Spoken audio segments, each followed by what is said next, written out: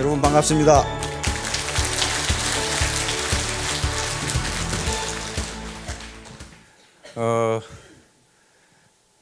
저는 이런 강의도 많이 해봤고 또 강의 교육도 많이 받았는데요. 강의하는 것도 힘들지만은 강의 듣는 게 훨씬 힘들어요. 무지하게 졸리고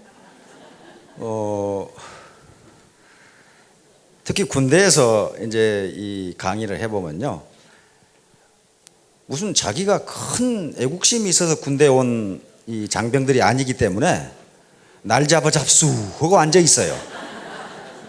그래서 아무 생각 없이 앉아 있다 보니까 강의하기가 무지하게 힘들어요. 전부 다 졸고 있거든요.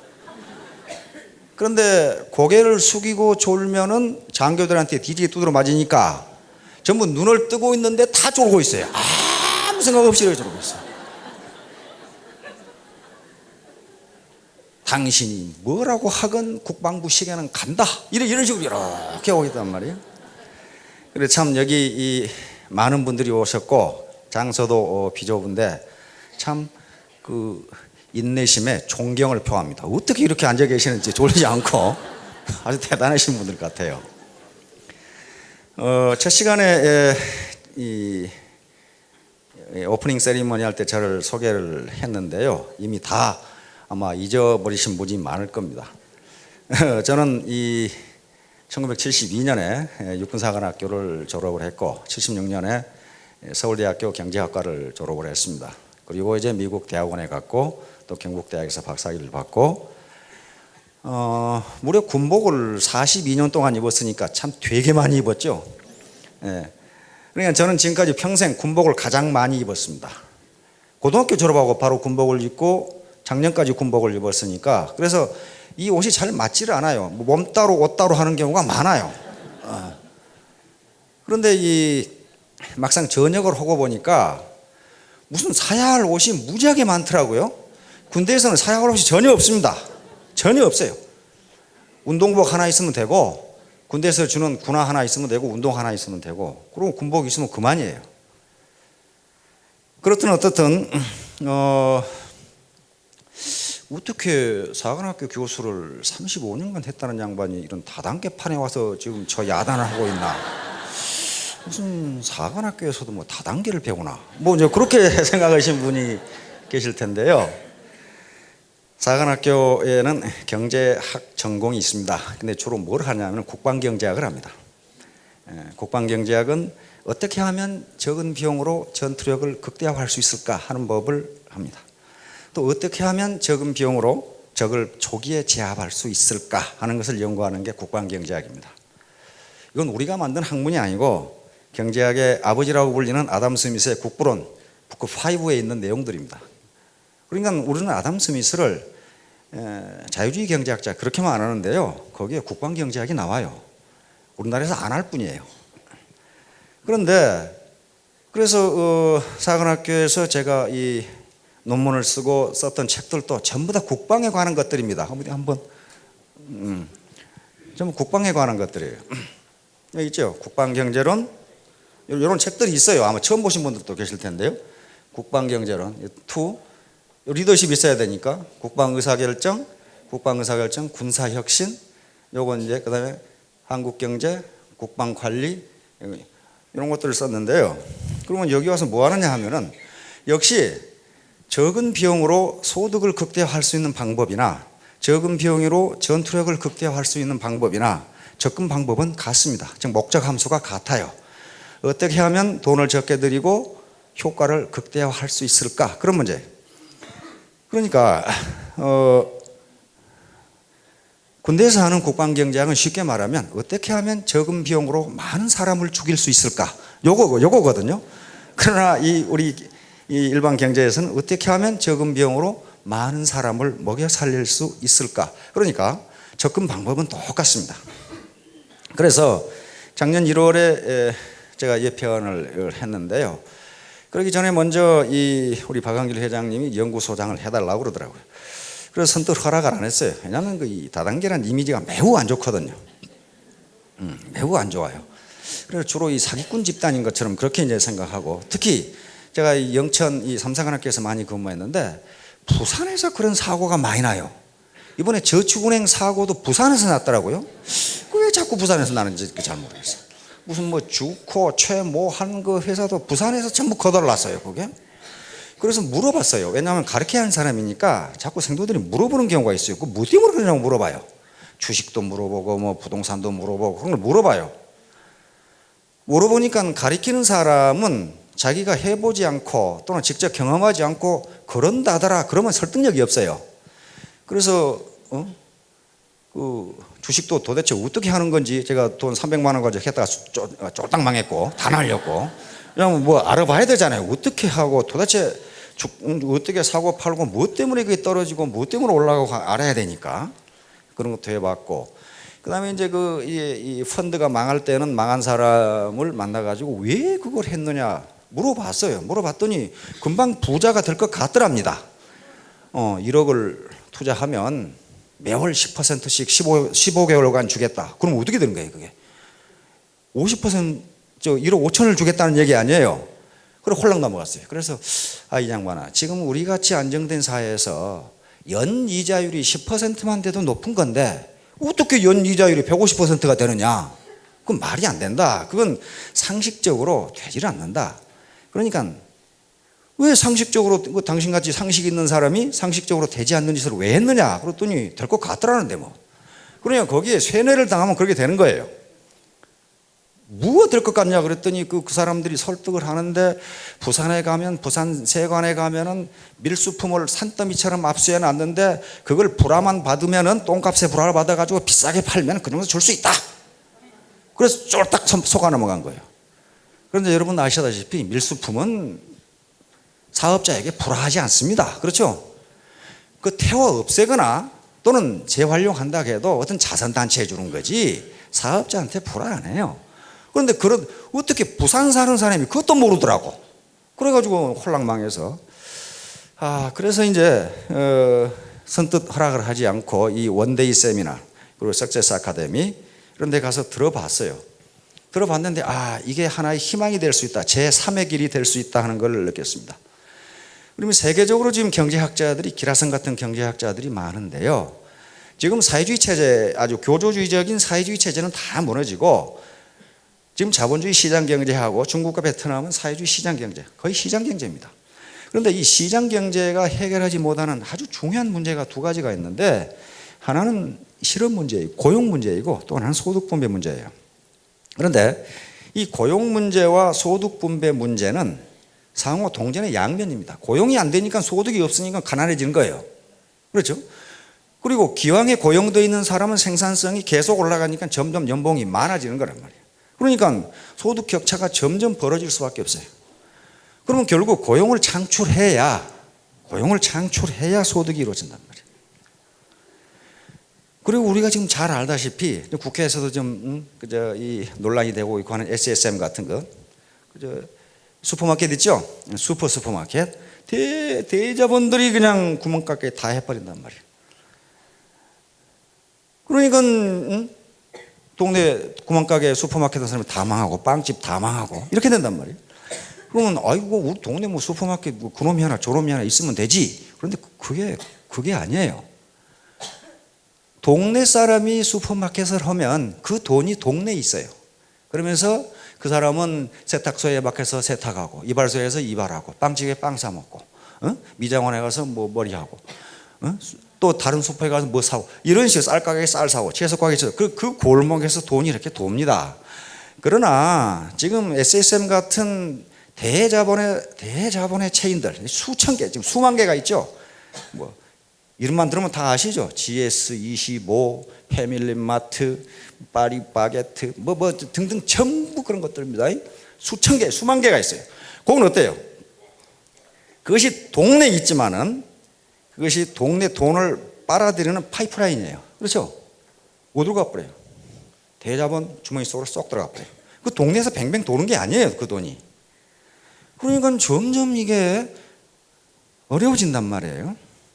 이미 돈을 더 이상 벌지 않아도 될 사람들이 더 많은 돈을 벌려고 야단이니까 전부 일자리가 없어지는 거예요. 그런데 이런 네트워크는 이거 원래 네트워크 우리나라에 생긴 게 아닙니다. 원래 맨 처음에 논문을 쓴 것은 하버드 대학 교수예요. 그래서 이건 21세기에 아주 중대한 유통이 될 것이다. 그러는데 미국에서부터 먼저 시작됐고 우리나라에 왔습니다. 그런데 처음 원래 영국에서는 스포츠가 훈련용으로 생기면 운동이 훈련용으로 생기면 미국에 가면 상업용 스포츠가 됩니다. 그런데 그것이 우리나라에 오면 뭐가 되면 도박이 돼요. 도박이 돼가지고 전부 내기만 한단 말이에요. 내기만. 그렇듯이 미국에서 이게 아주 건전한 유통 방법으로 생겼는데 우리나라에 오니까 뭐예요 이게? 완전히 돈 놓고 돈 먹기 펀드판이 돼버린 거예요. 사실 펀드는 네트워크 마케팅이 아닙니다. 그 형태를 갖췄지만은 이건 유사 수신행위, 금융행위란 말이에요. 그러게 되니까 사회적 인식이 엄청나게 나빠졌어요. 거기 있는 놈은 몽땅 도둑놈들 뭐 이렇게 된 거란 말이에요. 거기 있는 놈들은 사기꾼들 이렇게 된 거란 말이에요. 그런데 세상 만사는 새옹지마라고 그랬습니다. 고리 깊이면 산도 높아요. 지금 네트워크 시장에 대한 인식이 그렇게 사회적 인식이 네거티브하기 때문에 그 식성 좋은 대자본이 이걸 먹지 않고 계시는 거예요 지금. 만약에 이 인식이 매우 좋다면 돈벌이도 되고 사회적 인정도 받을 수 있다면은 이 시장이 그냥 남아있지를 않아요. 이미 매우 똑똑한 양반들이 다 잡숫고 여기 있는 분들은 아마 몇 분 차지를 못할 거예요. 이게 인식이 나쁘니까 지금 호시탐탐 노리고만 있지 잡숫지를 않는 거예요 지금. 그러니까 앞에서 분탕질을 한 그런 네트워크 사기꾼들을 우리는 고맙게 생각해야 됩니다. 그렇죠? 아이고 고맙습니다. 당신 때문에 제가 여기 와 있습니다. 이 회사가 자본금 10억밖에 안 되는 아주 소규모 회사입니다. 그렇죠? 소규모 회사인데 최근에 확인해 보니까 이 회사에서 적어도 어느 정도의 수당을 받고 있는 사람이 10,000명이에요. 그러면 10억 가지고 10,000명 고용하는 회사가 있느냐 그런 말이에요. 그것도 파이프라인이 아니에요. 지금 뭐 편의점이라든가 수천 개, 수만 개씩 있는 편의점은 그쪽으로 물건 사러 동네에서 코 묻은 돈 가지고 가면은 그 돈이 서울에 어떤 부자 주머니 속으로 쏙 들어가요. 그 동네 안 남습니다, 그거. 그러니까 거기가 점점 피폐해지는 거예요. 미국이 딱 그랬거든. 자, 그랬듯이 여러 가지를 조사해 보니까 이게 공생공사하는 방법이다. 공생공사. 같이 먹고 같이 죽자. 그러니까 같이 먹고 같이 살자. 이거예요. 공생한 윈윈 상생. 그래서 그렇다면 그리고 이제 여러 번 강의를 들어보고 하니까 또 강의만 듣는다고 해서 알 수 있는 건 아닙니다. 어느 회사 사업 설명회를 가든 자기 회사 오면 돈벌이를 한다는 분이 다 해요. 우리 회사는 사기꾼이니까 오지 마시오. 그런 말 하는데 하나도 못 봤어요. 저는 경제학이라고 쓰고 하니까 여러 군데 가보거든요. 그럼 아주 금방 떼부자 될 것 같은 소리를 많이 하는데요. 실제로 그걸 믿어서는 안 됩니다. 실제로 그 정보를 자기가 느낄 수 있는 시그널 그리고 정보를 전부 분석해서 과연 이것이 옳은 것인가 하는 것을 자기 스스로 판단해야 됩니다. 그런 다음에 시작하시면 틀림없이 성공합니다. 누가 하락해서 하면 절대로 안 돼요. 공부도 자기가 좋아서 해야지 엄마가 하락해서 하면 그럼 절대로 못합니다. 안 돼요. 사업도 마찬가지입니다. 그래서 여기서 여러 가지 좋은 점을 설명하지만은 설명하지 않고 느낄 수 있는 시그널이 많이 있습니다. 제품이라든가 시스템이라든가 사람들을 만나보고 대화하고 사업자들 이렇게 해서 과연 믿을 만한 조직이나 회사인지 이건 스스로 알아보셔야 됩니다. 자, 오늘 제가 이 강의 제목으로 잡은 것은 옥수수 돼지 사이클인데요. 아니 이 회사에 돈 벌려 화장품 팔아서 돈 된다고 해서 왔는데 무슨 돼지가 왔다 갔다 하느냐 뭐 이렇게 생각하실지 모르는데 우리는 전통적으로 돼지 꿈을 꾸면 복권을 사러 가죠. 뭐 돼지 꿈에 뭐 몇 마리만 봐도 복권 사러 가는데요. 돼지 이야기를 들으니 얼마나 재수가 좋아요. 그렇죠? 꿈을 꾸는 것도 아니고. 옥수수 돼지 사이클은 제가 만든 말이 아니고 이 경제학의 학술 용어입니다. 학문 용어예요, 학문 용어. 작년 가을부터요. 작년 가을에 일기가 안 좋아가지고 배추 파동이 났어요. 그렇죠? 배추 한 포기에 10,000원씩 막 하고 서울에서는 그것이 없어가지고 야단 법석을 배추를 사러 갔는데 배추가 없어요. 무슨 10,000원 아니라 20,000원이라도. 그러니까 정부에서는 어떻게 했습니까? 긴급하게 중국에서 막 검사도 막 대충 하고 막 배추를 대량 도입을 했죠. 거기다가 김치 도입량도 수입량도 마구마구 관세를 없애주고 막 늘려가지고 들어오기 시작했어요. 근데 지금 어떻게 됐습니까? 지난주에 뉴스를 보니까 농부들이 배추밭을 갈아엎고 있어요. 그렇죠? 한 포기에 10,000원 하는 배추가 800원으로 떨어졌는데 농부들이 출하하는데 400원이랍니다. 그런데 그걸 뽑아가지고 차에 실는데 인건비가 안 되기 때문에 갈아엎는 게 이익이다, 그런 말이에요. 그러니까 역배추 파동이 난 겁니다. 지난해는 너무 비싸서 배추 파동, 이번에는 값이 너무 떨어져서 죄다 갈아엎어가지고 배추 파동. 그렇죠? 근데 또 금년 여름에 수박 파동이 난다고 예고를 해놨더라고요. 정부에서 배추를 많이 심으라고 해가지고 수박 심을 땅에다가 배추를 심었대요 지금. 그래서 수박이 없답니다 지금. 수박 파동 나게 생겼어요 또 이제. 그런데 이런 농산물 파동이요 매년 나요. 매년 돌아가면서 고추 파동, 양파 파동, 마늘 파동, 돼지 파동, 소 파동. 그렇죠? 저쪽 경상도 저쪽 의성이나 이쪽으로 가면 양파, 마늘 굉장히 많이 심어요. 근데 그게 풍작이 들면요 죄다 이 논두렁이나 밭두렁에 내버려 가지고 그 썩는 냄새가 진동을 해요. 안 그러면 그냥 갈아엎던가. 인건비가 안 나오니까. 또 어떤 해는요 양파 값이 너무 비싸가지고 중국집에 가서 양파를 달라는 소리를 못해요. 없어 너무 비싸니까.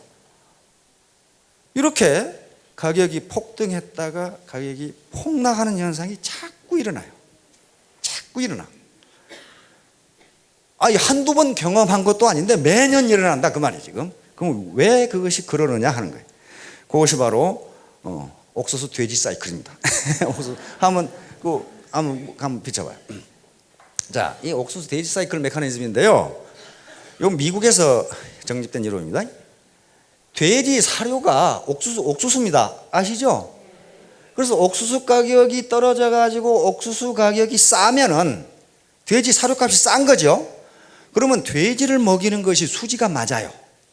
수지가 맞으니까 돼지를 키우는 사람들이 새끼를 내서 더 많이 키우기 위해서 돼지 출하를 기피합니다. 그러면 시중에 도살장에 가는 돼지 수가 적어져요. 그러겠죠? 그러면 돼지 가격이 올라가요. 폭등해요. 돼지 가격이 올라가니까 농부들이 가만히 보고 있다가 하하 돼지 키우면 돈 벌겠구나. 그래서 너도 나도 할 것 없이 돼지를 키우기 시작해요. 그렇죠? 돼지를 키우기 시작해. 그러면 돼지가 많아지니까 사료 수요가 많아져서 옥수수 가격이 올라가요. 그거 당연한 거 아니에요? 옥수수 가격은 올라갔는데 지금까지 키운 돼지 수가 많으니까 돼지 출하량이 많아가지고 돼지 공급량이 늘어서 돼지 가격이 떨어져요. 이번에는 이제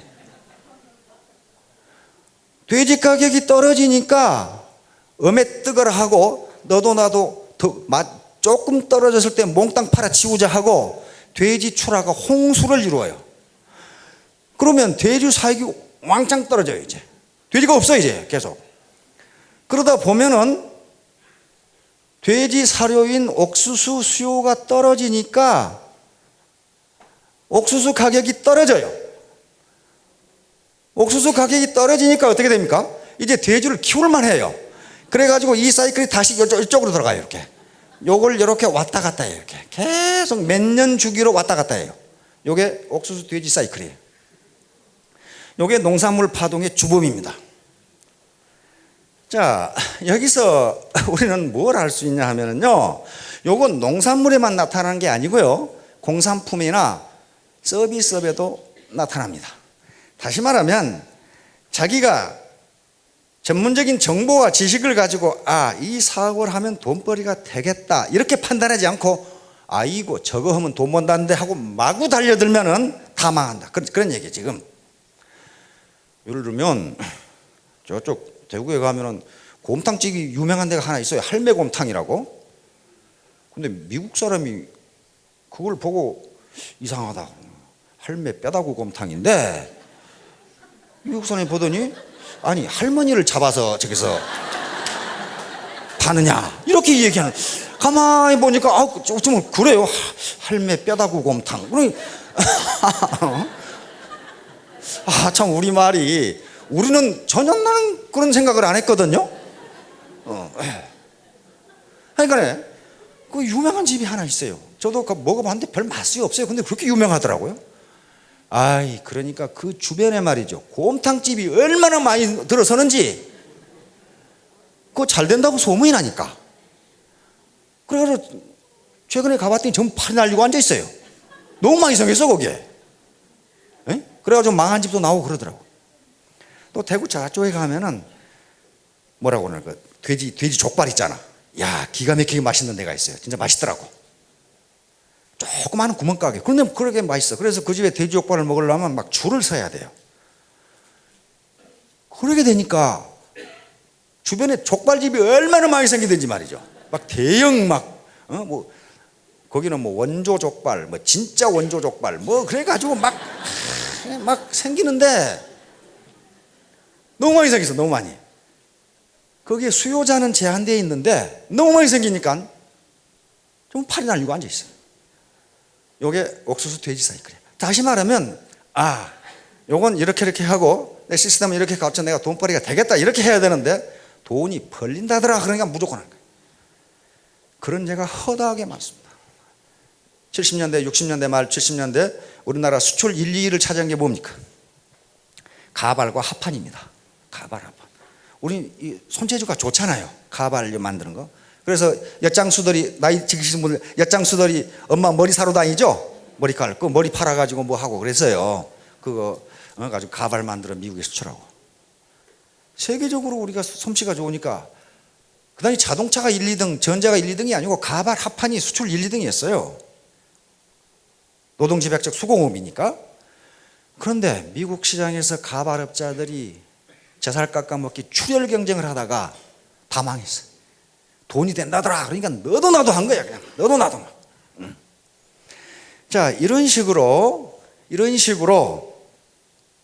너도 나도 덤벼들면, 다시 말하면 잘 된다더라, 그것은 좋다더라, 그러니까 마구 뛰어들면은 같이 망한다, 공멸한다. 대학의 학과도 그렇고요, 직업도 그렇습니다. 의과대학 좋다, 법과대학 좋다, 또 무슨 뭐 디자인학과 좋다, 그런 것들 마구 막 머리 싸질머지고 갔는데 지금은 거기 졸업해가지고 취직이 안 돼요. 저번에 서울에서 디자인 포럼이 있어가지고 갔는데요, 일본 교수들도 많이 왔더라고. 우리나라 디자인학과의 대학생 수가 일본의 2배랍니다. 일본이 우리나라 인구의 3배예요. 그런데 디자인학과 대학생 수가 일본의 2배니까 어떻게 되겠어요? 그게 인기가 있다고 해서 마구 가니까,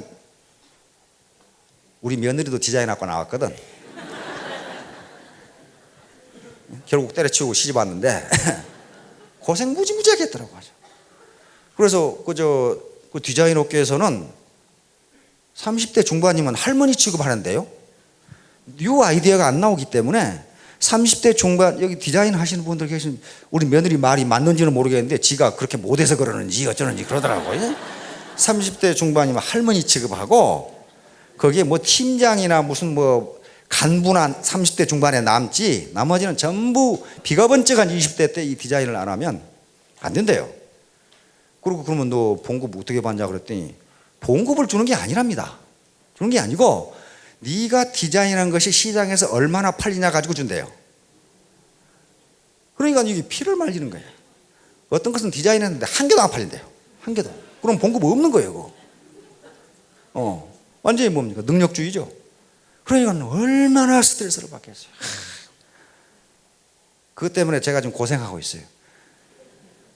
우리 며느리가 밤새도록 뭐 하다가 불량 인스턴트만 먹어가지고 우리 손녀딸 손자가 아토피아 가지고 아주 죽을 고생 무지하게 했어요. 하여간에 이런 식으로 뭐가 좋다더라 해서 자유의지가 아니고 그 직업을 선택하면 반드시 똑같이 손해를 본다. 이걸 논리학에서는 합성의 오류라고 이야기합니다. 합성의 오류. 합성의 오류, fallacy of composition이라고 하는데요. 원래 논리학에서 이 논리적 오류로 쓰는 말인데 이걸 경제학에서 씁니다. 한 부분에 대하여 진실인 것을 그렇다는 이유만으로 전체에 대해서도 필연적으로 진실이라고 보는 오류, 잘못. 이거 무슨 말이냐면요.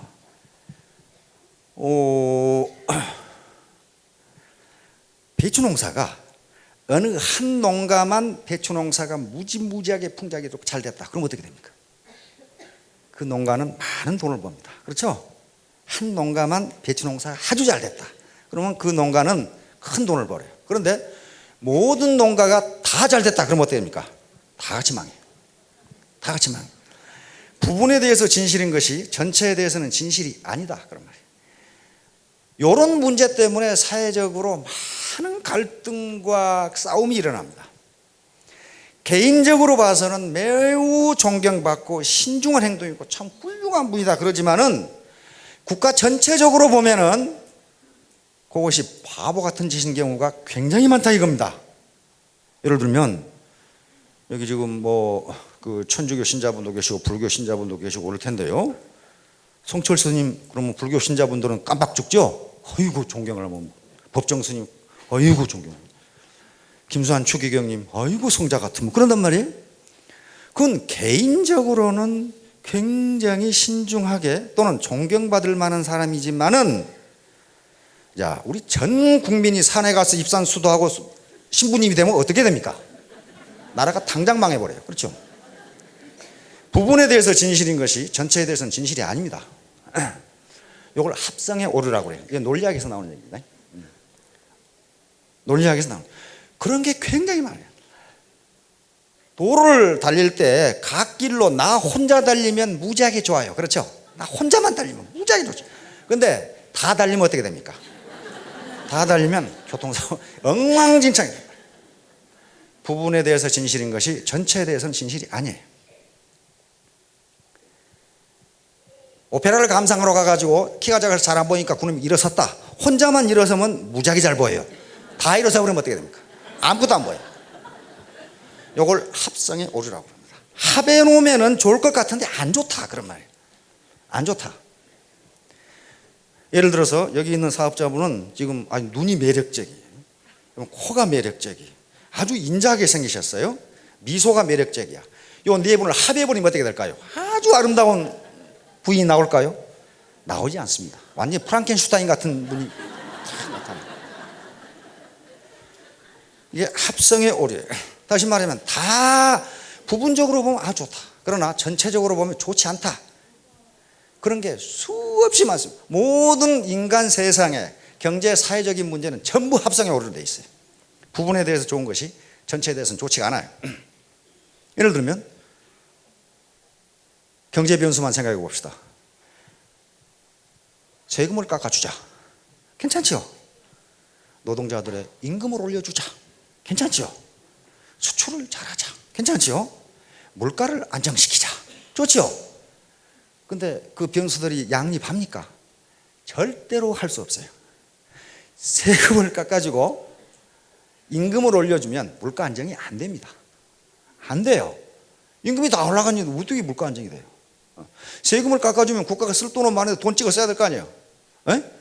그러면 물가가 올라가면 어떻게 됩니까? 수출 안 돼요. 수출 안 됩니다. 모든 경제 변수가 그렇게 복잡하게 얽혀 있어가지고 하나를 놓고 보면 좋은 것 같은데 전체적으로는 좋지가 않아요. 그래서 시스템적으로 이렇게 봐야 돼요. 우리 속담에 안방에서 들으면 시어머니 말이 맞고 부엌에서 들으면 며느리 말이 맞다고 그러잖아요. 개인적으로 들어보면 다 맞아 그 말이. 전체 그래서 판단하는 사람은 전체적으로 듣고 봐야 돼. 이것이 합성의 오류야. 그러면 반대가 되면 어떻게 되냐? 분해하면 어떻게 되냐? 분해도 역시 오류가 생깁니다. 분해의 오류라는 게 또 있어요. fallacy of division. 전체에 대해서는 맞는 얘기인데 나눠놓고 보니까 안 맞더라 그런 말이에요. 나눠놓고 보니까 안 맞더라. 전체에 대해 진실인 것을 그렇다는 이유만으로 부분에 대해서도 필연적으로 진실이라고 믿는 잘못. 이것은 분해의 오류라고 합니다. 예를 들면 물은 타지 않는다. 물이 안 타지요. 그러므로 물을 구성하는 수소와 산소도 필연적으로 타지 않는다. 말이 안 되는 것 같아요. 물은 액체다. 그러므로 물을 구성하는 수소와 산소도 필연적으로 액체다. 나눠놓으면 액체가 아니에요, 그게. 그렇죠? 전체적으로는 액체인데, 합해놓으면 액체인데, 나눠놓으니까 액체가 아니더라. 그런 말이죠. 팔은 짝수다. 짝수 맞죠? 팔은 짝수다. 그러므로 팔을 구성하는 3과 5는 짝수다. 어때요? 안 맞잖아요. 짝수가 아니에요. 전체에 대해 진실인 것이 부분에 대해서는 진실이 아니에요.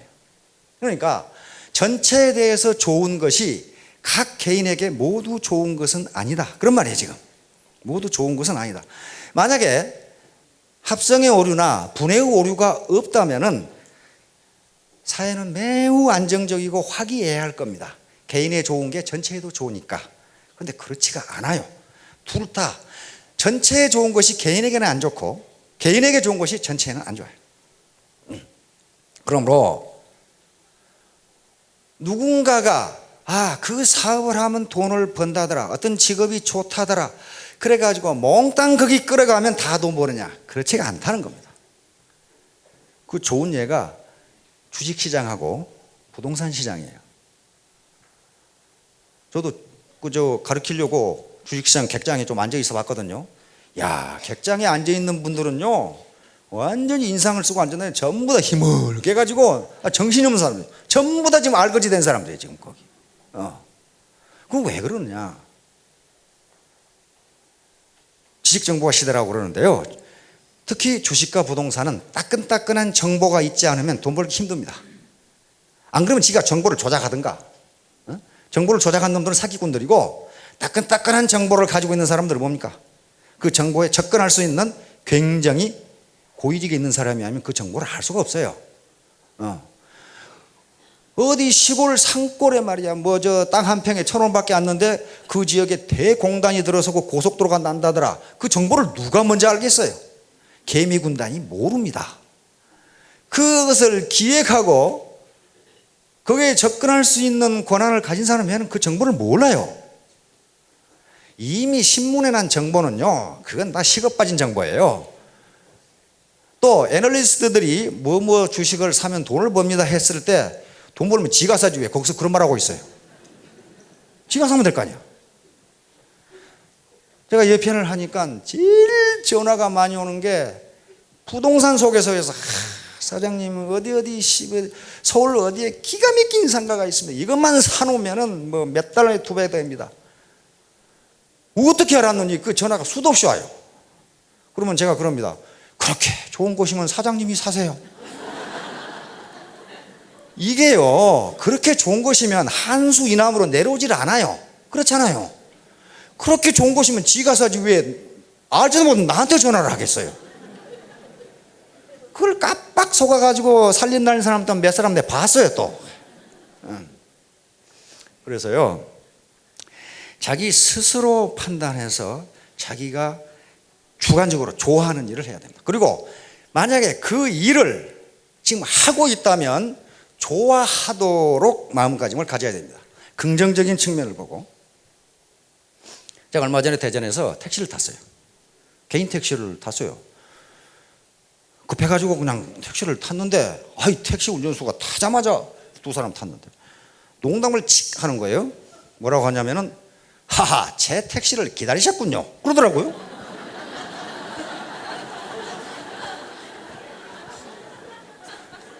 그래서 또 우리도 농담으로 받았죠. 귀신이시네, 어떻게 하셨죠?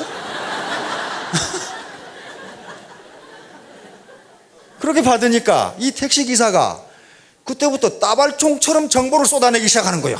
여기는 어떻고요, 저떻고요, 어떻고 저떻고. 그러면서 자기는 항상 그런 마음으로 택시 운전을 한다. 이거 얼마나 즐겁냐.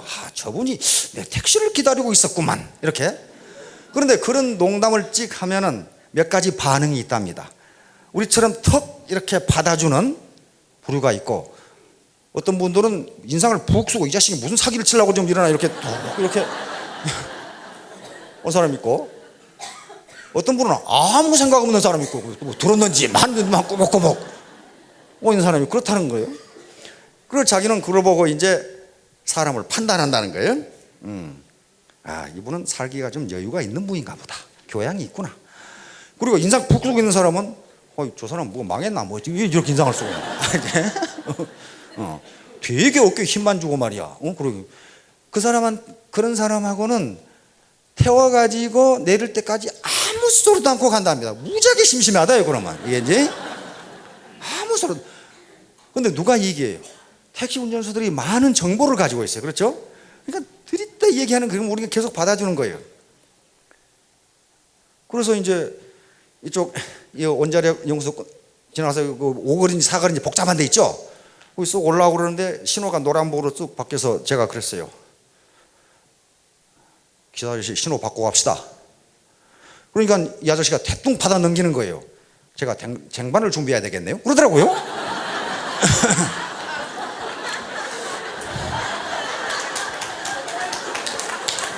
그래서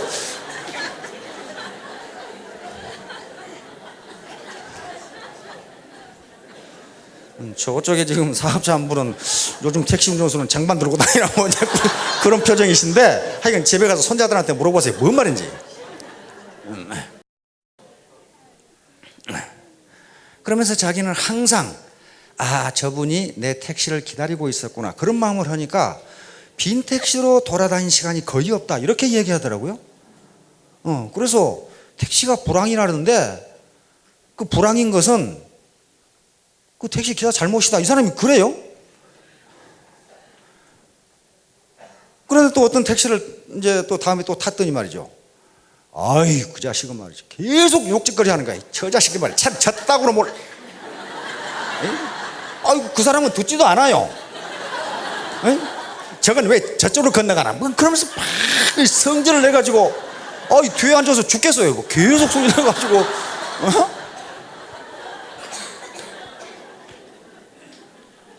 그래가지고 마지막에 뭐라 그러냐면 말이야. 내가 이런 짓이나 해먹고 살 것 같으냐 이러면 그거 하고 있잖아요 지금. 그래서 그 사람이 돈을 벌릴 리가 없어요. 왜냐하면 자기 직업을 자기가 비하를 하거든요. 내가 이런 짓이나 해먹고 살 놈 같으냐? 뭐 그러고 있어요. 그러니까 뒤에 탄 손님이 완전히 그 씨앗이가 돼가지고 말을 못하는 거지. 계속 성질내면서 욕하고 있으니까. 괜히 욕해 괜히. 이놈의 신호등은 왜 이렇게 길어? 뭐 이래서고. 자 똑같은 일입니다.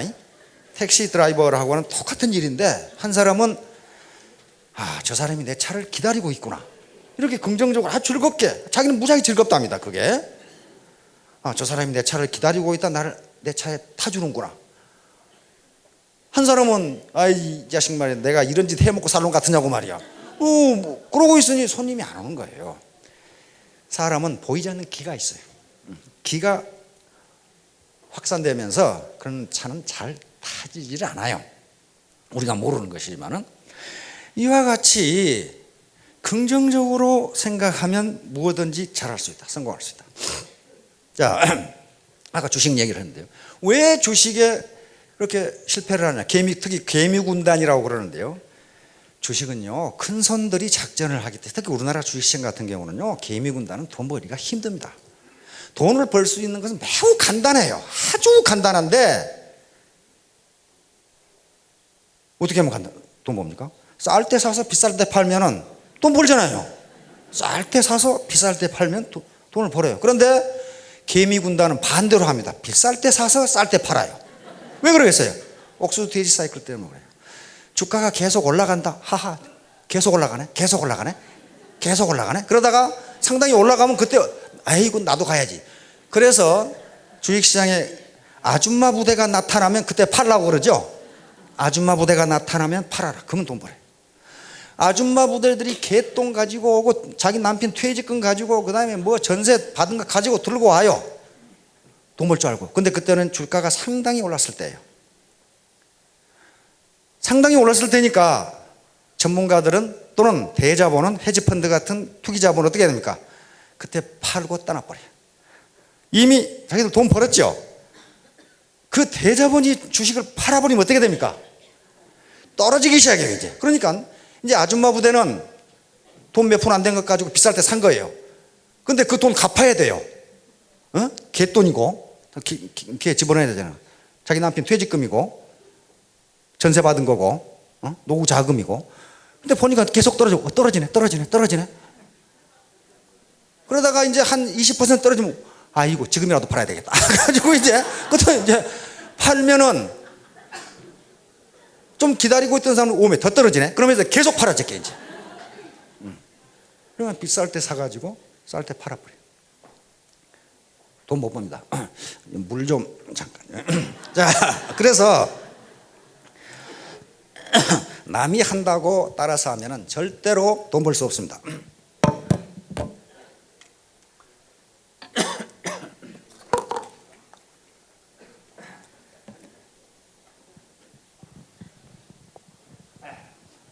네트워크 사업도요. 누가 하라고 해가지고 또 하자고 하니까 해가지고는 절대로 안 됩니다. 즐기지 않으면, 즐거운 마음으로, 아까 택시기사처럼 즐거운 마음으로 하지 않으면 절대로 돈이 되지를 않는다. 제가 공부를 해봐도 그래요. 이 공부 억지로 하면요 머리에 들어오지를 않습니다. 자기가 좋아서 즐거워서 하면은 반드시 성과가 나요. 지금 신문 칼럼에 가장 많이 나오는 말 중에 하나가 논어에 나오는 공자님 말씀이에요. 지호락, 요 세 가지인데요. 지지자, 불여 호지자, 호지자, 불여 낙지자, 그런 말이 있어요. 한번 띄워봐요. 아는 것, 좋아하는 것, 즐기는 것, 세 가지죠. 요즘 저걸로 칼럼 무지하게 씁니다. 지지자, 불여 호지자, 호지자, 불여 낙지자. 저 말은 무슨 말이냐면요. 아는 것은 즐기는 것만, 좋아하는 것만 못하고, 좋아하는 것은 즐기는 것만 못하다. 그 말이거든요. 아는 것. 거기에 이제 주자라는 사람이 쓴 논어 집주가 있습니다. 거기에 음식을 가지고 저걸 설명하는 거 있어요. 음식을 가지고. 이 곡식을 먹을 수 있다. 이것이 아는 것이고. 그걸로 끝나면 뭐예요? 저기 아무 상관도 없어요. 이 곡식은 먹을 수 있다. 좋아하는 것은 그걸 먹으면서 좋아하는 거예요. 뭐 괜찮네. 그 다음에 즐기는 것은 즐겁게 먹으면서 배를 채우는 것을 낙이라고 한다. 이렇게 돼 있어요. 그러니까 애터미 사업을 하면 돈이 된다는데 이게 지혜예요. 그거 참 좋은 사업이구만. 이거 호고 내가 즐겁게 해보자. 이게 낙이에요. 그래서 즐기지 않으면 절대로 안 된다. 자기가 즐겁게 하지 않으면 절대로 그건 못한다. 그러면 즐겁게 하기 위해서는 어떻게 돼야 되겠어요? 거기서 긍정적인 측면을 발견하지 않으면 안 됩니다. 우리가 이 사업을 하는 데 있어서 가장 걸림돌이 사회적 인식이 좋지 않다는 겁니다. 그런데 사회적 인식이 좋지 않은 것과 이것이 정의 차원에서 나쁜 것과 또 불법적인 것은 다른 개념입니다. 맨 처음에 미국에서 프랜차이즈가 생겼을 때 사회적으로 사기꾼들로 낙인 찍혔어요. 맥도날드, KFC, 버거킹. 이게 프랜차이즈업이 생겼을 때 사회적으로 저놈들은 전부 사기꾼이다. 그래서 슈가 벌어져가지고 고소가 일어나가지고 연방대법원에서 합법적인 사업으로 판결을 내렸습니다. 그러니까 사람들은 처음에 뭔가가 생기면 경계를 합니다. 마찬가지로 네트워크 마케팅, 아메이가 생겼을 때 역시 저놈들은 사기꾼이다. 그래가지고 슈가 벌어져가지고 결국 연방대법원에서 합법적인 경제활동으로 인정을 받았어요. 자, 그런데 그렇게 이놈이 사기꾼이다, 저놈이 사기꾼이다 했을 때에 여러분들이 로버트 키요사키의 부자 아빠, 가난한 아빠라는 책이 있죠. 거기 보면 이 얘기가 나와요. 제가 한 얘기가 그대로 나옵니다. 자기 부자 아빠, 자기 친구 아버지를 부자 아빠라고 합니다. 왜냐하면 자기에게 부자 되는 법을 가르쳐 줬거든요. 부자 되는 법을 가르쳐 줬어요. 그때 자기 동네에서 맥도날드 프랜차이즈가 생겼을 때 맥도날드 그 프랜차이즈 놈들은 전부 사기꾼들이다. 이렇게 소문이 나가지고 그 부자 아빠가 직접 LA에 가서 정말 사기꾼인지 가서 확인을 했어요. 돌아와가지고 그 프랜차이즈점을 2개를 사버렸어요. 그러니까 동네에서 저놈도 사기꾼이로구나, 저놈도 곤망하겠다, 그렇게 생각했단 말이에요. 그런데 이 꼬맹이가, 이 기요사키가 그 부자한테 물었어요. 어떻게 그걸 삽니까? 그랬더니 동네 사람들이 그걸 사기라고 하는 것은 단지 소문을, 자기들이 가진 정보는 소문밖에 없다. 내가 가서 직접 확인해 보니까 그게 아니다. 이건 합법적인 사업이고 굉장히 앞으로 유망한 사업이다. 그렇다면 직접 가서 본 내가 더 많이 알겠느냐, 소문만 들은 동네 사람들이 더 많이 알겠느냐? 그렇다면 동네 사람들이 뭐라고 하건 내가 더 우월한 정보를 가지고 결정을 내리기 때문에 내 결정이 맞을 것이다, 이렇게 했단 말이에요. 과연 얼마 후에 가격이 폭등을 해가지고 떼부자가 됐어요. 그 프랜차이즈 권한이 그런 거예요. 그러니까 소문으로 애터미가 하면 돈을 번다더라, 그런 소문이건 네트워크는 사기꾼이라더라, 그런 소문이건 그건 그 사람이 직접 보지도 않은 소문을 듣고 하는 얘기고, 자기가 직접 정보를 보고 판단했을 때 이것이 옳다고 생각하면 당신이 뭐라고 하건 나는 내 양심에 전혀 거리낄 것이 없다, 이런 판단을 해야 된단 말입니다. 그러니까 최종적으로 결심을 하는 것은 자기 자신이 다른 사람이 아니에요. 그리고 지금 이제 공식적으로 이 카운터를 해보니까 애터미에 가입한 회원 수가 약 50만 명 정도 됩니다. 근데 실제로 활동하고 있는 사람은 한 30만 명 정도 돼요. 30만 명 정도인데 금년에 지금 현재 추세로 보면 한 40만 명이 들어올 것 같아요. 지금 취직이 안 되고 지금 소득 분배 문제가 생기니까. 그렇다면 여기 계신 분들이 만약에 사업을 하신다면은 자기 밑에 현재 위에보다 아래가 더 많아지는 셈이 됩니다. 그럼 이 사람들을 어떻게 리드할 것인가 하는 문제도 생각해야 되고, 네트워크는 문자 그대로 그물망입니다. 휴먼 네트워크예요. 휴먼 네트워크, 인간과 인간이 연결된 것이란 말이에요. 인간과 인간이 연결된 것이기 때문에 굉장한 인터랙션, 다시 상호작용이 일어납니다. 이건 일반 회사하고는 달리요, 일반 회사는 리더십이 그렇게 어렵지가 않아요. 왜냐하면요, 그 해 뽑은 신입사원은 나이도 비슷하고 학력도 비슷하고 다 경험도 다 거의 비슷해요. 근데 네트워크는 어떻습니까? 자기 밑에 할머니가 올 수도 있고 젊은이가 올 수도 있고, 이 회사에 임원했던 분이 들어올 수도 있고, 무슨 교수했던 양반이 들어올 수도 있고, 이게 직업과 학력과 그 다음에 이 성별 천차만별이에요. 그러니까 이 양반들을 어떻게 리드해 나갈 것인가 하는 것이 참 흥미진진한 게 아니냐 그 말이야. 이 흥미로운 거야. 굉장히 흥미로운 겁니다. 인간관계, 휴먼 네트워크를 형성하면서 상호작용을 하면서 이렇게 인생을 살아간다는 게 얼마나 다이나믹해요. 사람은 겉만 보고는 절대로 판단하면 안 됩니다. 저놈은 나보다 학력도 말이야, 향그런 놈이 말이야, 내 스폰서가 돼가지고 말이야, 그렇게 되질 않아요. 제가 언젠가 예를 들었죠. 이제 저 소대장 할 때 이등병 한 놈이 들어왔는데 늙어 보여요. 굉장히 늙은 이등병이 하나 들어왔어요. 얼굴은 또 굴레시험이 시커멓게 나가지고, 그러나 군대니까 야 임마 너네 왜 이렇게 늦게 왔어? 그랬더니 고등학교 생물선생이에요. 생물선생하다 군대 안 가려고 빌빌거리다가 잡혀온 거예요 지금 이제.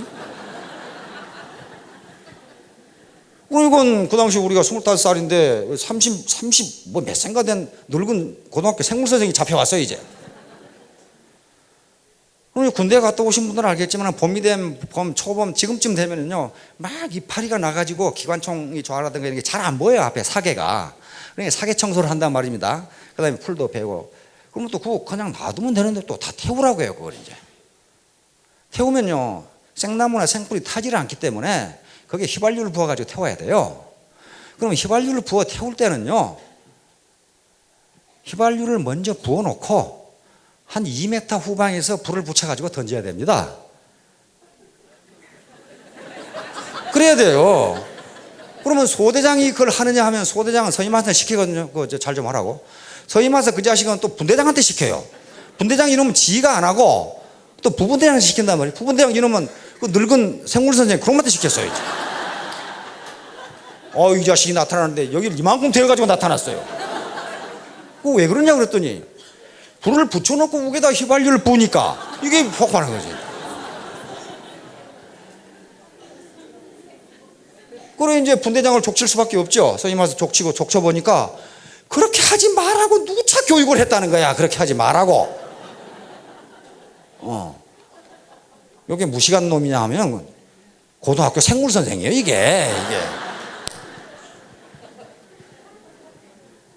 그러니까 학력이 높다고 되는 게 아닙니다. 그 당시에 병사들이라는 게 죄다 머슴이 아니면 농사짓고 온 사람들인데 병장이요, 무학력 병장이 고등학교 생물 2등병보다 훨씬 나아요. 위 좋지 않은 게 훨씬 나아요. 훨씬 나아요. 그 한탄강 주변이었는데 그때는 오염이라는 게 없기 때문에 물반 고기반이에요. 그러면 일요일 날 장교들 간부들이 출근을 안 하면 쫄병놈들이 통신대 배터리 가지고 와서 배터리로 고기 잡아 먹고 있어요. 야, 그 지지면 막 메기 막 이런 거 막 사정없이 뜨거든요. 근데 배터리 짊어지고 고기 잡는 게 무지무지하게 위험하거든요. 그게 감전되면 팍 쓰러지거든요. 쓰러지면 바로 죽어요. 그래서 빠져나오지를 못해. 물이 감전이 돼가지고. 근데 병장들이 그러니까 병장들이 없는 틈에 이등병 놈들이 그 짓을 했어요. 이등병 놈들이. 한 놈이 넘어져 버렸어. 그거 죽잖아요. 그런데 마침 병장이 그 옆에 있었어요. 머슴 살다 온 병장이. 그걸 건진다고 들어가면 어떻게 됩니까? 같이 죽어요. 같이 죽어요. 아마 그 이등병 생물 선생은 들어갔을 거예요. 거기서. 시골에 농사 짓다 온 병장은 그렇게 안 해요. 긴 막대로 그 줄을 끊어요. 쳐서. 아니 배터리하고 줄하고 끊어지면 될 거 아닙니까? 쳐서 끈을 살렸어요. 그런 것처럼 여러분 스폰서 아무것도 아닌 것 같지만 위에 네트워크를 안 해본 사람은 그런 경험이 없어요. 네트워크에 대한. 그러므로 또 논어에 3인행이면 필요아사언이란 말이 있어요. 한번 적어보세요. 저것도 지금 학자들이 칼럼에 무지하게 많이 써요. 그래서 제가 인용한 겁니다. 세 사람이 가면 어떻게 한다고요? 반드시 그 중에 내 스승이 있다. 그런 말이에요 지금. 반드시 그 중에 내 스승이 있다. 이건 무슨 무식한 사람이 한 얘기가 아니고 공자가 한 얘기예요. 공자는 엄청나게 유식한 사람입니다. 거의. 세 사람이 행하면 걸어가면 그 말이에요. 걸어가면 그 중에 내 스승이 있을 수도 있고 없을 수도 있고 그게 아니고 반드시 있다. 그러면서 그 뒤에 말이 또 나와요. 어떻게 설명이 되냐면은 나보다 더 나은 사람은 그것을 보고 배우고 나보다 더 못한 사람은 나는 저렇게 행동해서는 안 되겠구나. 그걸 배운다면 그 사람도 내 스승이다. 그렇게 돼 있어요. 그 만든 말씀 아니에요. 그래서 네트워크에 와서 학력, 경력 그런 거 전부 접어두시고 왕년 찾다가 망한 사람들 많아요. 여기 지금 여기 앉아 계시도 어디 가셔버렸는데 여기 이감윤 사장님인가? 대건설회사를 했던 분입니다. 발주공사면 수십억, 수백억씩 했던 분들이에요. 근데 웬일로 여기 앉아 계신지는 저는 잘 모르겠는데 어떻게 쫄딱 망하셨는지 어쩌는지 엄청난 건설을 사장을 했던 분이에요. 근데 전혀 그런 거 티를 안 내시고 가방 가지고 팔로 다려보니까 잘 팔리더라. 무지하게 재밌더라. 그러시더라고요. 아이고 무지하게 재밌더라. 이런 분은 성공합니다. 지금도요 본사로 또는 석세스에 만나러 온 사람 중에 왕년 찾는 사람들은 무지하게 많아요. 뭐라고 하냐면 제가 꼭 이 사업을 하려고 온 것은 아닙니다만은 그러면서 이제 명함을 여기 쓱 내면 무슨 사장, 무슨 대표, 무슨 위원회 위원장 뭐 그런 거 있어요. 보면은 돈 될 건 하나도 없어요. 그것도. 그러면 뭐라고 합니까? 아이고 이렇게 훌륭하신 분이 여기는요 가난하고 힘없는 사람들이 먹고 사는 데입니다. 선생님처럼 훌륭하신 분은 더 큰 일을 하셔야죠. 이렇게 하면은 그게 아니고 이게 이제 뭐 이렇게 이제 뭐 꼭 그렇다는 것만 아니고 뭐 이렇게 나온단 말이에요. 그렇게 왕년 찾으시는 분들은 결코 성공 못합니다. 결코 성공 못해요. 자, 그런데 여기 여러분들에게 꼭 보여드리고 싶은 게 있습니다. 어떤 직업을 갖는 것이 성공할 수 있는가? 바로 거창고등학교 직업선택 10개 즉 10계명이라는 게 있습니다. 한번 비춰줘봐요. 여기 거창고등학교 나오신 분들은 제 대충 알 거예요. 거창고등학교 어디 있습니까? 고창읍. 세계에서 가장 큰 읍, 고창읍이죠. 거창고등학교니까 세계에서 가장 큰 고등학교. 왜 가장 큰 읍인지 가장 큰 고등학교인지 통 이해가 안 되시는 분도 있을 텐데요. 그 이름을 한번 생각해 보십시오. 거창고등학교는 제가 몇 번 간 적이 있습니다. 거기 교장 선생님을 만나러 갔고 또 교장 선생님하고 직접 초빙을 해서 삼사관학교에서 교양 강좌를 한 적이 있고 밥도 먹고 대화를 하고 그랬어요. 그리고 제 이 친구 중에 우리 육사 이 동기생 중에 투스타로 예편을 했는데요. 지난주까지 중동 대사로 있다가 지난주에 귀국을 한 친구가 있습니다. 근데 그 친구가 이제 딸 하나가 있는데 계속 뭐 군대 생활을 하니까 전방으로 어디로 막 초등학교, 중학교 계속 돌아다녔어요. 돌아다니다가 사단장을 나가려고 보니까 이 딸을 맡길 데가 없어. 전방으로 사단장을 나가야 되는데. 왜냐하면 이 고향이 평양이거든. 평양인데다가 집이 자기 부모 누나들이 전부 미국으로 이민을 가버려가지고 요 남쪽에 무슨 연고자가 없어요. 그러니까 딸을 지금 고등학교를 보내야 되겠는데 어디 보낼 데가 없어. 그리고 맨날 돌아다녀가지고 딸이 공부를 무지하게 못해. 무지하게 못한 데다가 머리를 이쪽은 빨간 물, 이쪽은 파란 물, 노란 물 이렇게 들어가지고 이 중학교 다니는 애가 그렇게 돌아다녀 무지하게 예쁘게 생겼거든. 그래서 이제 거창고등학교를 찾아갔어요. 왜냐하면 저 학교가 100% 기숙사예요. 기숙사이기 때문에 다짜고짜로 거창고등학교 찾아가서 교장 선생님 면담을 했어요. 내가 이만저만 저만 이만 해가지고 도저히 딸을 갖다 둘 수가 없으니 당신이 좀 맡아줘야 되겠다. 그럼 교장 선생님이 흔쾌히 어이구 그러시냐고. 그럼 여기 놔두고 가라고. 근데 저 거창고등학교는 아무나 갈 수 있는 데가 아니에요. 시골에 있는데 서울, 부산 이 대도시에서 기라성 같은 부자들이 막 들이밀기 때문에 들어갈 수 없어요. 또 학생도 되게 조건 뽑아요. 조건 뽑은 데다가 특이해요. 교육 방법이 유치원부터 고등학교까지 있는데요. 학교가 담이 없어요. 모든 담이 아무것도 없어. 그럼 이게 학교인지 시골 집인지 분간이 안 가요. 교장 선생님한테 왜 이 담이 없느냐 그랬더니 벌써 담이 있으면 학생들이 마음이 무거워진다. 다시 뭔가 막힌다 이거야. 학생들의 생각이 막히면 안 되기 때문에 담이 있을 필요가 없다. 그래서 유치원부터 아무런 담이 없어요. 담이 없고 클래스도 뭐 고등학교가 뭐 한 반에 20명 그것밖에 안 돼요. 그리고 선생님이 공부를 안 가르쳐.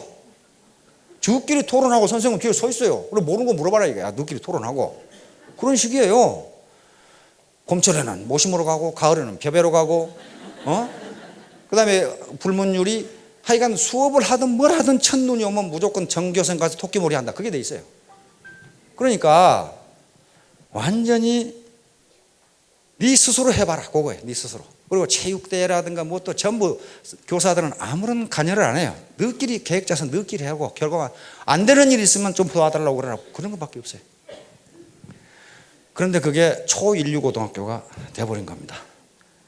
우리 이 대사를 지나고 갔던 그 딸도 머리에 물들이고 다니는 이 학생이었는데 3학년 졸업할 때 육군사관학교 수석했습니다. 그 해에 또 여학생이 해군사관학교 수석했어요. 그 정도예요. 자, 이 학교에 들어가면요 간판에 이게 붙어 있어요. 직업을 이렇게 선택하면 성공한다. 자, 한번 봅시다. 월급이 적은 쪽을 택하라. 이거 좀 무슨 아주 매우 촌철살인의 역설적인 항목들이 다 들어있어요. 월급이 적은 쪽을 택하라. 이게 포인트가 어디가 버려. 그런데요 실제로 저게 맞더랍니다. 예일대학에서 연구를 했거든요. 예일대학에서 예일대 학생 졸업생들과 하버드대 졸업생들을 조사를 했어요. 조사를 해봤더니 83%가 직업을 선택할 때 연봉을 보고 선택하더랍니다. 연봉을.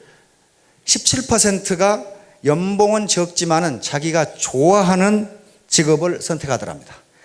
그래서 이 사람들 20년간 추적해가지고 누가 백만장자가 되는가를 추적해 봤더니 그 중에 1,500명 졸업생 중에 101명이 백만장자가 됐는데 연봉이 많은 쪽을 택한 학생들 중에 한 명이 백만장자가 됐더랍니다.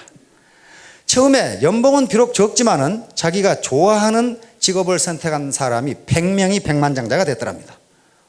근데 이걸 어떻게 하느니 교장 선생님이 만든 건데요. 두 번째, 내가 원하는 것이 아니라 나를 필요로 하는 것을 택하라. 이거 맞는 말 같죠? 세 번째, 승진의 기회가 거의 없는 쪽을 택하라. 이런 기업은 어떻다는 거예요? 지금 초창기에 있다는 겁니다. 그렇죠? 세 번째, 모든 것이 갖추어진 것을 피하고 처음부터 시작해야 하는 황무지를 택하라.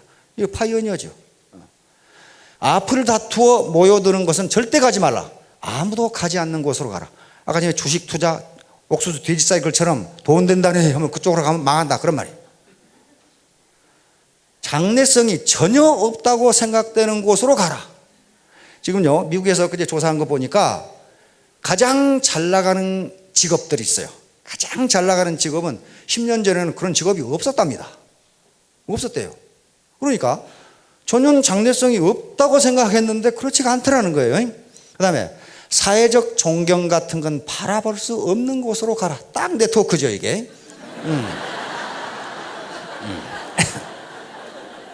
그 다음에 한 가운데가 아니라 가장자리로 가라. 이것도 그렇죠. 부모나 아내나 약혼자가 결사반대하는 곳이면 틀림없다. 왕관이 아니라 단두대가 기다리고 있는 곳으로 가라. 요 10가지가 네트워크 사업하고 똑같아요, 이게. 이게 똑같아요. 요게 거창고등학교에 가면 딱 붙어 있어요. 이렇게 가라. 그 다음에 들어가면 어명이오. 그렇게 써놨어요. 어명이오. 여호와를 경외하는 것이 지식의 근본이니라. 그리고 딱 해놓고는 요게 딱 붙어 있어요, 요게. 그래서 요게요, 역설적인 것 같지만요, 거의 맞습니다. 거의 맞아요. 내가 원하는 곳으로 가면 찬밥 신세가 될 가능성이 있어요. 왜냐하면 그곳에는 나보다 더 기라성 같은 인물들이 많아요. 그러나 나를 필요로 하는 곳으로 가면 어떻게 해요? 대접받아요. 나를 필요로 하는 곳으로 보면 대접받고 기분 좋고 기분 좋으니까 일 잘 되고 이렇게 된단 말이에요. 그래서 결론적으로 네트워크 사업이 사회적으로 인정도 못 받고 존경도 못 받을지도 모릅니다. 그러므로 여러분들은 여기서 저희가 제공하는 정보뿐만 아니라 여러 가지 시그널, 또 자기 지인을 통해서, 인터넷을 통해서 과연 이 네트워크 사업이 장래성이 있는 건지, 이 회사가 정말 정의로운 회사인지 그런 걸 직접 판단하시고 최종 결심도 자신이 하기 바랍니다. 그래서 기왕에 결심을 하면은 즐거운 마음으로 해야 됩니다. 피할 수 없으면 즐기라고 그랬어요. 아까 택시 기사처럼 똑같은 택시 기사를 하면서도 한 사람은 즐겁게 하니까 택시가 불황이라 이 말도 안 된다 그러고 어이구 이 집 못해 먹겠다 하는 사람하고는 전혀 다르다. 자, 모두 현명한 결심을 하셔서 부자 되시기 바랍니다. 감사합니다.